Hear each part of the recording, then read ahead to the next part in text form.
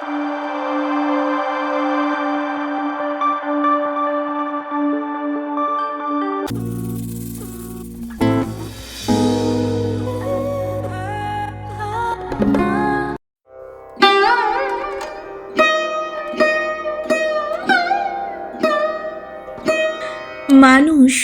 বড় অভিমানী প্রাণী। সে চায় তার মন খারাপ হলে প্রিয় মানুষটাকে না বললেও সে বুঝে ফেলুক। ফোন করে খানিক স্লান গলায় হ্যালো বলতেই ওপারের মানুষটা বলুক, তোমার মন খারাপ? তার এলোমেলো চুল, খানিকটা লাল চোখ দেখে বলুক, তোমার ঘুম হয়নি রাতে? দুঃস্বপ্ন দেখছ? টেনশন করছো কিছু নিয়ে? সে চায় মানুষটা বুঝুক, কখনো শক্ত করে বুকের সাথে চেপে ধরতে হয়, চোখের সামনে আলতো করে হাত ছুঁয়ে বন্ধ করে দিতে হয় চোখের পাতা। সে চায় মানুষটা বুঝুক, কখনো হাতের মুঠোয় হাত রাখতে হয়, ফিসফিসিয়ে বলতে হয়, আমি তো আছি, তবে মন খারাপ কেন?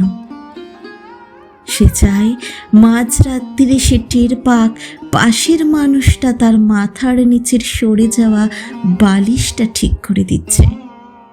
শেষ রাতে যখন খানিক হিম নামে, তখন জড়িয়ে দিচ্ছে ওম চাদরে।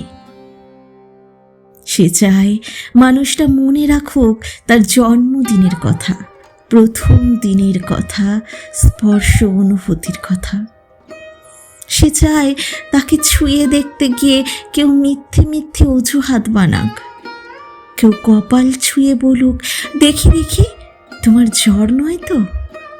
অভিমানে দূরে সরে যেতে চাইতেই কেউ বলুক, খানিক ভুল করেছি বলেই দূরে সরে যেতে হবে?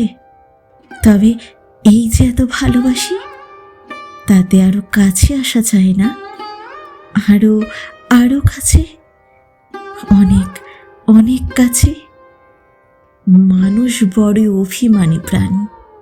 তারা দুজনেই কেবল ভাবে এইসবই ওই মানুষটা করুক, ওই অন্য মানুষটা, কিন্তু শেষমেশ করা হয় না কারোই।